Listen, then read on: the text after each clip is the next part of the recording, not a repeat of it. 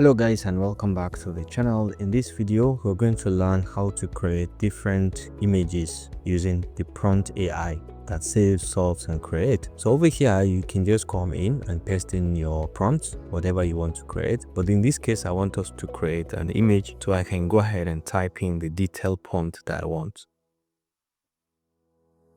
Okay, take a look at what I have just said. Create the image of a lion drinking coffee in a bar and wearing sunglasses with a hat and enjoying a company with a friend. Okay, so let's come over here, and once you click on this, you specify the number of images, the quality of the image, the size of the image, as well as the background of the image. So once you're okay with this, you can just go ahead and click on enter, and this is going to select the models that is going to use to generate that image for you directly. But for this case, it is using GPT image 1, and it's using banana, and then it's using Flux 1.1 Pro Ultra, all of them, to be able to see which one is going to generate the result faster. So let's just give them some seconds, but from the look of things, Nano Banana does it very fast, and then followed by Flux 1.1 and then down to GPT image 1. Okay, but I think I kind of like the quality of the Flux 1.1. Take a look at the quality, only that it doesn't have a company in terms of another lion, but it's drinking coffee in a bar, wearing a hat and sunglasses. This is very creative and very detailed. The same thing here, only that it has a company also, they are drinking together as well, and it's a busy